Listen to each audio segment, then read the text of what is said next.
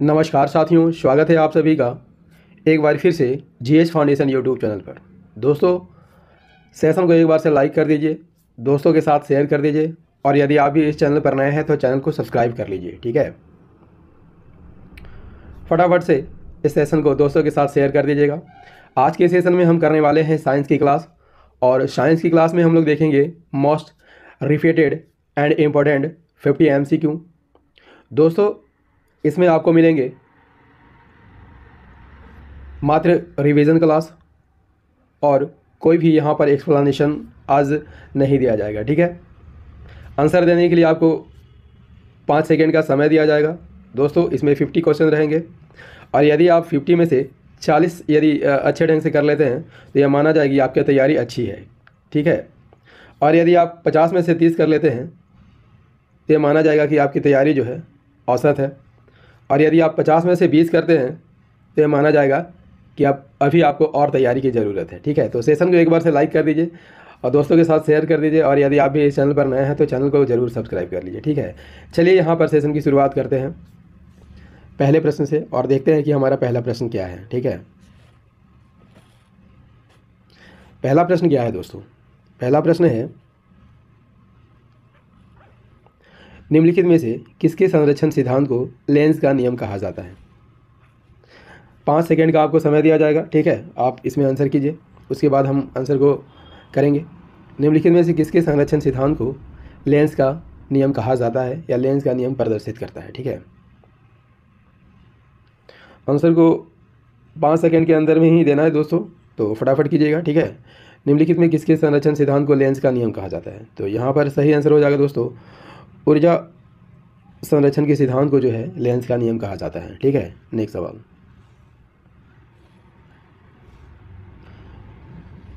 Question number 2, एक आदर्श voltmeter का प्रतिरोध होता है अनंत, शून्य, कितना भी हो सकता है, यह उपरोक्त में से कोई नहीं। एक आदर्श वोल्टमीटर का प्रतिरोध कितना होता है? यहाँ पर सही आंसर हो जाएगा option A, that is Anant. Next सवाल इज क्वेश्चन नंबर 3, वोल्टमीटर, धारामापी और आमीटर में सबसे कम प्रतिरोध होता है किसका होता है? एमीटर का, वोल्टमीटर का, धारामापी का, या तीनों का समान होता है? Answer is option A, that is ammeter. Next one,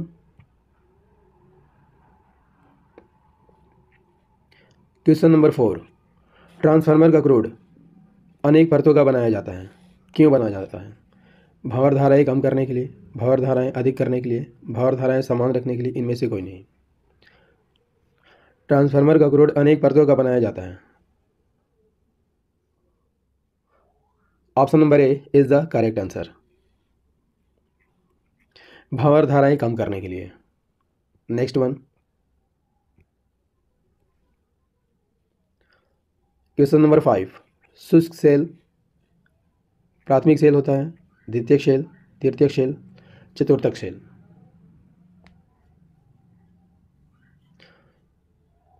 यहाँ पर आंसर क्या हो जाएगा दोस्तों?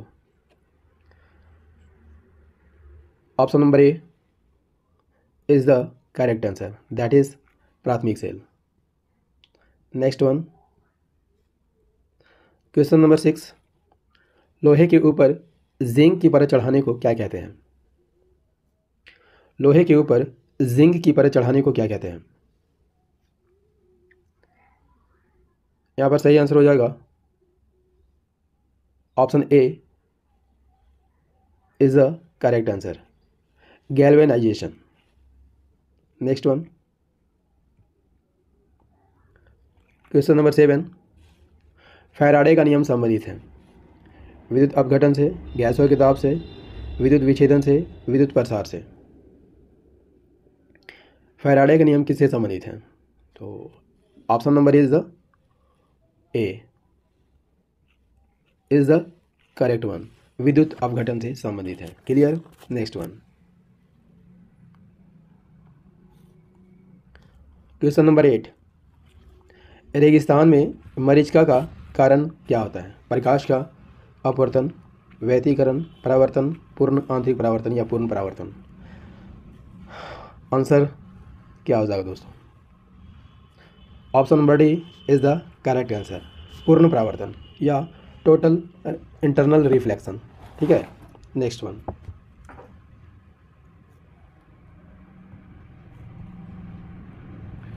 क्वेश्चन नंबर 9, 3 मूल रंग कौन कौन होते हैं? 5 सेकेंड का आपको समय दिया जा रहा है दोस्तों, आंसर को फटाफट कीजिएगा। ठीक है, 3 मूल रंग कौन कौन होते हैं? सही आंसर को फटाफट कीजिएगा।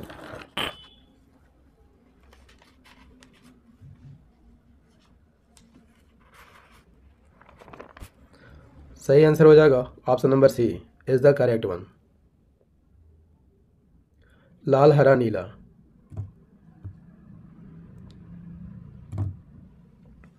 प्रकाश का रंग निर्भर करता है, प्रकाश का रंग किस पर निर्भर करता है दोस्तों? प्रकाश का रंग किस पर निर्भर करता है? आयाम पर, तरंगदैर्घ्य पर, आवृत्ति पर या आवृत्ति और आयाम दोनों पर? आंसर को फटाफट करते चलेंगे।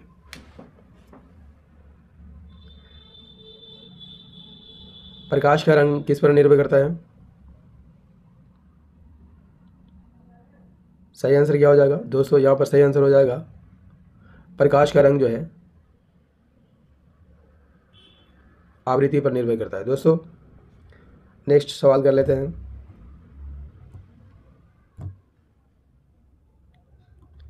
क्वेश्चन नंबर 11, विक्षेपण क्षमता निर्भर करती है प्रिज्म के आकार पर, प्रिज्म के पदार्थ पर, आपतन कोण पर, प्रिज्म के आधार और ऊंचाई पर। विक्षेपण किस पर निर्भर करता है?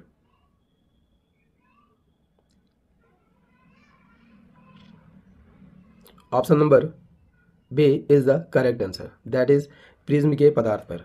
Next one.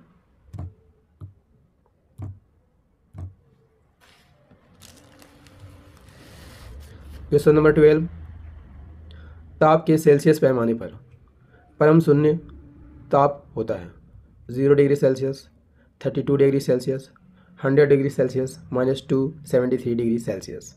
ताप के सेल्सियस पैमाने पर परम शून्य ताप होता है। Option number D is the correct answer, that is -273 degree Celsius. Next one.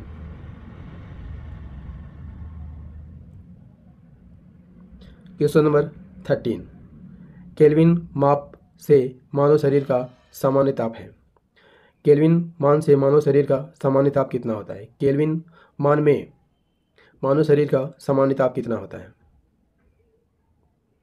Very very important question for your exam. Kelvin माप में मानव शरीर का सामान्य ताप कितना होता है? Option number D is the correct answer, that is 310 kelvin.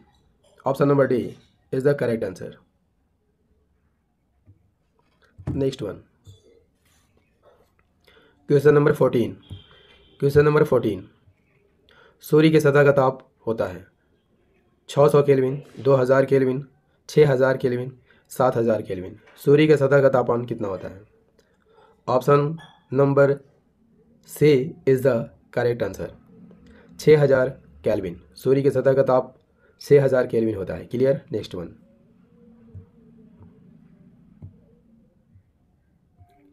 Question number 15 क्या कहता है? रेफ्रिजरेटर में थर्मोस्टेट का कार्य है तापमान को कम करना, हिमायन ताप को बढ़ाना, एक समान ताप बनाए रखना, गलनांक को घटाना। रेफ्रिजरेटर में थर्मोस्टेट का कार्य क्या है दोस्तों? यहाँ पर सही आंसर क्या हो जाएगा? फटाफट कीजिएगा। रेफ्रिजरेटर में थर्मोस्टेट का कार्य क्या है? इसका आंसर क्या हो जाएगा दोस्तों? Option number C is the correct answer, that is एक समान ताप को बनाए रखना थर्मोस्टेट का कार्य है। क्वेश्चन नंबर 16, बोलोमीटर मापन की एक युक्ति है दाब की, पौधों में वृद्धि की, ऊष्मीय विकिरण की, वायु की गति की। यहाँ पर सही आंसर हो जाएगा option number C, that is ऊष्मीय विकिरण की। नेक्स्ट क्वेश्चन नंबर 17, सूर्य का ताप मापा जाता है प्लेटिनम, तापमापी द्वारा, गैस तापमापी द्वारा, पायरोमीटर तापमापी द्वारा, वाष्पन दाब तापमापी द्वारा।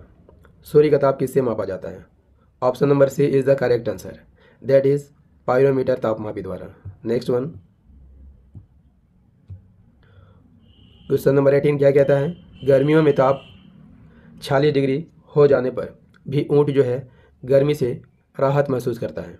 क्यों महसूस करता है? क्योंकि रेगिस्तान में पौधों की छाया में बैठता है, अपने शरीर के तापमान को 42 डिग्री तक बढ़ाकर अपने शरीर में पानी का संचय करके। उपयुक्त में से कोई नहीं। यहाँ पर सही आंसर हो जाएगा option number B is the correct answer, अपने शरीर को के ताप को 42 डिग्री तक बढ़ाकर। Clear? Next one, question number 19, gas तापमापी द्रव तापमापी की तुलना में ज़्यादा संवेदी होती हैं क्योंकि गैस की विशिष्ट ऊष्मा अधिक होती है, गैस का प्रसार गुणांक अधिक होता है, गैस हल्की होती है, या गैस की विशिष्ट ऊष्मा कम होती है। आंसर इज क्या हो जाएगा? Option number B is the correct answer, gas का प्रसार गुणांक अधिक होता है। नेक्स्ट वन,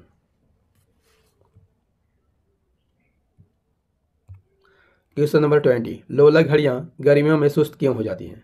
क्योंकि गर्मियों के दिन में लंबे दिन होते हैं, कुंडली में घर्षण के कारण लोलक की लंबाई बढ़ जाती है, जिससे इकाई दोलन ऊंचाई से लगा हुआ समय बढ़ जाता है, या गर्मी में लोलक का भार बढ़ जाता है।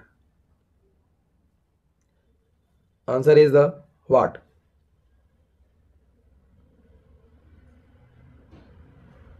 Answer is the option C is the correct, लोलक की लंबाई बढ़ जाती है, जिससे इकाई दोलन ऊंचाई में लगा हुआ समय बढ़ जाता है। Clear? Next one, question number 21, thermos flask में ऊष्मा का क्षय रोका जा सकता है? समूहन से, विकिरण से, चालन से, चालन समूहन विकिरण से। थर्मस फ्लास्क में ऊष्मा का क्षय किसके द्वारा रोका जा सकता है? Option number D is the correct answer, चालन, समूहन और विकिरण, इन तीनों से थर्मस फ्लास्क में ऊष्मा का क्षय रोका जा सकता है। नेक्स्ट वन, ध्वनि तरंगों की प्रकृति कैसी होती है? अनुप्रस्थ, अनुदैर्घ्य, अप्रगामी, विद्युत चुंबकीय कैसी होती है? ध्वनि तरंगों की प्रकृति कैसी होती है? Option number B is the correct answer, that is अनुदैर्घ्य तरंगे। नेक्स्ट वन, क्वेश्चन नंबर 23 क्या कहता है? अश्रव्य तरंगों की आवृत्ति होती है 20 हर्ज से कम, 20 हर्ज से अधिक, 20,000 हर्ज से अधिक, या 20 हर्ज से 20,000 हर्ज के बीच अश्रव्य तरंगों की आवृत्ति होती है। Option number A is the correct answer, 20 हर्ज से कम होती है। अश्रव्य तरंगों की आवृत्ति 20 हर्ज से कम होती है। दोस्तों, सेशन कैसा लग रहा है? सेशन अच्छा लग रहा है ना? एकदम सेशन अच्छा लग रहा है तो कमेंट करके ज़रूर बताइएगा, ठीक है? और इस सेशन को दोस्तों के साथ शेयर कर दीजिएगा ताकि इस वीडियो का लाभ आपके अन्य साथियों को भी मिल सके। क्लियर? नेक्स्ट वन, किस माध्यम में ध्वनि सबसे तेज चलती है? ठोस, द्रव, गैस या वायु में? किस माध्यम में ध्वनि सबसे तेज चलती है? किस माध्यम में ध्वनि सबसे तेज चलती है? Option number A is the correct answer, that is ठोस में ध्वनि सबसे तेज चलती है। Clear? Next one, question number 25, प्रस्रव्य तरंगे मनुष्य द्वारा सुनी जा सकती है, नहीं सुनी जा सकती है, कभी कभी सुनी जा सकती है, इनमें से कोई नहीं। प्रस्रव्य तरंगे मनुष्य द्वारा क्या किया जा सकता है? Option number B is the correct answer, नहीं सुनी जा सकती है। नेक्स्ट वन, क्वेश्चन नंबर 26 क्या कह रहा है? शिकार, परभक्षियों या बाधाओं का पता लगाने के लिए चमगादड़ अथवा डॉल्फिन किस परिघटना का प्रयोग करते हैं? शिकार, परभक्षियों या बाधाओं का पता लगाने के लिए चमगादड़ अथवा डॉल्फिन किस परिघटना का प्रयोग करते हैं? यहाँ पर सही आंसर हो जाएगा option number D is the correct one, that is प्रतिध्वनि का निर्धारण। नेक्स्ट वन, क्वेश्चन नंबर 27 क्या कहता है? कीड़ों तथा हानि पहुंचाने वाले तत्वों को घरों से दूर करने के लिए किसका प्रयोग किया जाता है? अल्ट्रासोनिक तरंग, रेडियो तरंग, इंफ्रारेड तरंग, सबसोनिक तरंग।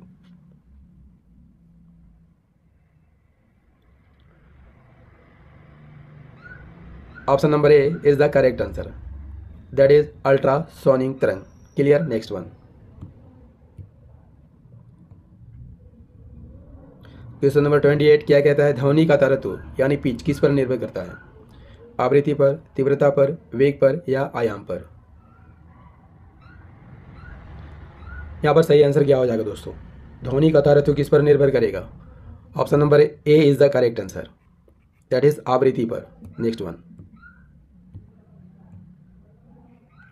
डेसिबल इकाई का प्रयोग किस लिए किया जाता है, प्रकाश की गति के लिए, ऊष्मा की तीव्रता के लिए, ध्वनि की तीव्रता के लिए, रेडियो तरंग की आवृत्ति के लिए। डेसिबल इकाई का प्रयोग क्यों किया जाता है, option number C is the correct answer, ध्वनि की तीव्रता के लिए। नेक्स्ट वन, दोस्तों सेशन कैसा लग रहा है कमेंट करके ज़रूर बताइएगा। यदि सेशन पसंद आ रहा हो तो इसे लाइक कर दीजिएगा, दोस्तों के साथ शेयर कर दीजिएगा, और यदि आप भी इस चैनल पर नए हैं तो चैनल को ज़रूर सब्सक्राइब कर लीजिएगा। ठीक है, क्वेश्चन नंबर 30 देख लेते हैं। प्रतिध्वनि का कारण क्या है, ध्वनि का परावर्तन, ध्वनि का अपवर्तन, ध्वनि का अवशोषण, ध्वनि की चाल। तो इसका सही आंसर हो जाएगा option A is the correct, that is ध्वनि का परावर्तन। नेक्स्ट वन, अस्पष्ट प्रतिध्वनि सुनने के लिए परावर्तक तल और ध्वनि स्रोत के बीच की न्यूनतम दूरी कितनी होनी चाहिए, 10 मीटर, 17 मीटर, 24 मीटर या 30 metre. Option number B is the correct one, that is 17 metre. Next one, question number 35, जब हम कमरे के अंदर बैठे रहते हैं तो हम बराबर वाले कमरे में बातचीत करने वाले व्यक्ति को तो देखते नहीं है, लेकिन उनकी आवाज़ अवश्य सुन सकते हैं, है ना। तो ध्वनि का इसमें क्या होता है, परावर्तन होता है, व्यतिकरण होता है, अपवर्तन होता है, विवर्तन होता है। और यहाँ पर सही आंसर हो जाएगा option number D is the correct answer, विवर्तन के कारण ऐसा होता है।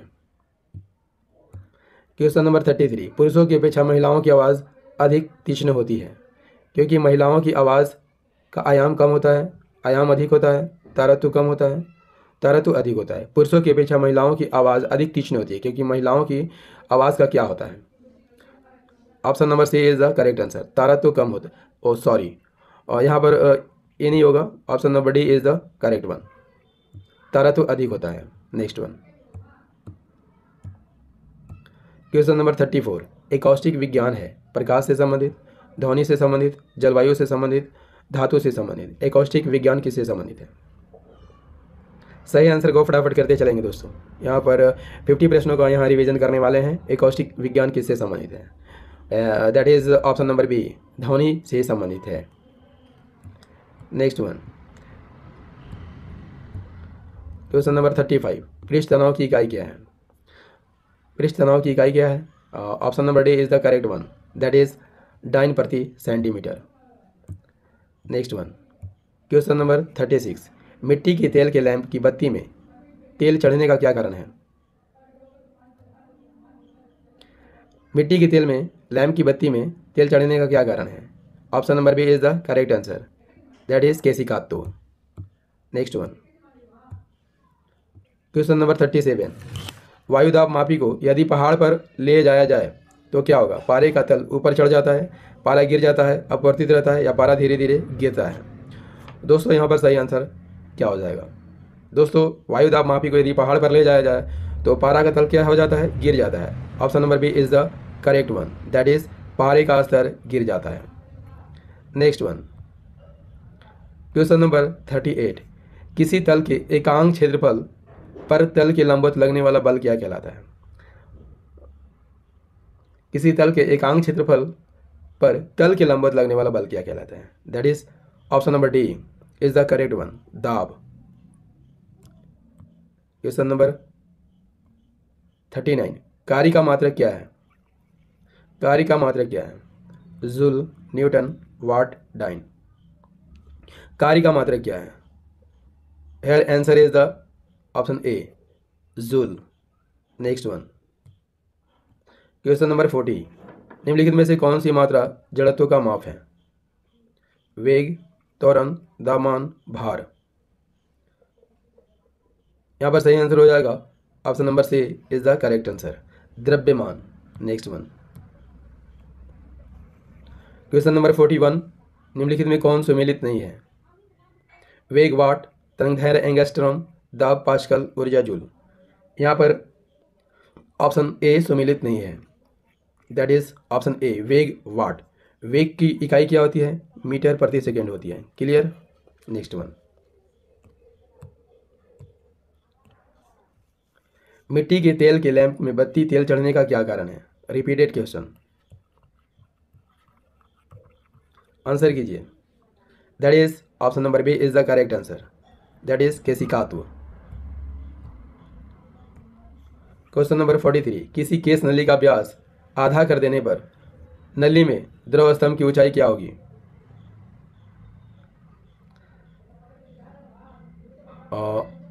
यहाँ पर सही आंसर हो जाएगा option number A is the correct answer, दोगुनी हो जाएगी। नेक्स्ट वन, क्वेश्चन नंबर 44, एक लड़की झूले पर बैठी स्थिति में झूला झूल रही है। उस लड़की को खड़े हो जाने पर दोनों का आवर्तकाल पर क्या प्रभाव पड़ेगा? दोनों का आवर्तकाल क्या हो जाएगा? Option number A is the correct answer, that is come हो जाएगा। नेक्स्ट वन, 45, न्यूटन के पहले नियम को क्या कहते हैं? आघूर्ण का नियम, जड़त्व का नियम, ऊर्जा का नियम, संवेग का नियम। यहाँ पर सही आंसर हो जाएगा option number B is the correct answer, जड़त्व का नियम, दैट इज जड़त्व का नियम। चीज़ें समझ में आ रही है ना? क्लियर हो रही है ना सारी बातें? चलिए नेक्स्ट सवाल कर लेते हैं। क्वेश्चन नंबर 46, रॉकेट किस सिद्धांत पर कार्य करता है? न्यूटन का तृतीय नियम, न्यूटन का प्रथम नियम, द्वितीय नियम, आर्किमिडीज का नियम। यहाँ पर सही आंसर हो जाएगा option number A is the correct answer, that is Newton के तृतीय नियम पर आधारित है। नेक्स्ट वन, वर्षा की बूंद का आकार गोलाकार किस कारण से होता है? श्यानता, पृष्ठ तनाव, प्रत्यास्थता, गुरुत्व। तो वर्षा की बूंद का आकार गोलाकार किस कारण होता है? That is option number B is the correct answer, that is पृष्ठ तनाव। क्लियर? नेक्स्ट वन, जब दूध को प्रबल ढंग से मथा जाता है तो उसमें क्रीम जो है किस कारण से अलग हो जाता है? अपकेंद्रीय बल, अभिकेंद्रीय बल, गुरुत्व बल या घर्षण बल। यहाँ पर सही आंसर हो जाएगा option number A is the correct answer, अपकेंद्रीय बल के कारण ऐसा होता है। नेक्स्ट वन, क्वेश्चन नंबर 49, किसी तुल्यकालिक उपग्रह की पृथ्वी की सतह से ऊंचाई लगभग कितनी होती है? 36,000 किलोमीटर, 42,000 किलोमीटर, 30,000 किलोमीटर, इनमें से नहीं कोई नहीं। यहाँ पर सही आंसर हो जाएगा option number A is the correct answer, that is 36,000 kilometre. इस सेशन का अंतिम प्रश्न कर लेते हैं दोस्तों, क्वेश्चन नंबर 15 को कर लेते हैं। साबुन के बुलबुले के अंदर का दाब वायुमंडलीय दाब से अधिक होता है, वायुमंडलीय दाब से कम होता है, वायुमंडलीय दाब के बराबर होता है, वायुमंडलीय दाब का आधा होता है। सही आंसर क्या हो जाएगा दोस्तों? यहाँ पर सही आंसर हो जाएगा साबुन के बुलबुले के अंदर का दाब जो है वायुमंडलीय दाब से अधिक होता है, that is option number A is the correct answer, वायुमंडलीय दाब से अधिक होता है। दोस्तों साइंस का ये सेशन आपको कैसा लगा कमेंट करके ज़रूर बताइएगा। यदि सेशन पसंद आया तो इसे लाइक कर दीजिएगा, दोस्तों के साथ शेयर कर दीजिएगा, और यदि आप भी इस चैनल पर नए हैं तो चैनल को ज़रूर सब्सक्राइब करके बेल आइकन को प्रेस कर लीजिएगा। दोस्तों आपको इस चैनल पर रोटेशन वाइज वीडियो प्राप्त होती है जो history, geography, polity, economics, science और सामान्य ज्ञान से संबंधित होती है। तो दोस्तों मेरी वीडियो को रात को 8 बजे डेली देखना मत भूलिएगा। मिलते हैं अगले सेशन में हिस्ट्री के प्रश्नों के साथ। जय हिंद, धन्यवाद।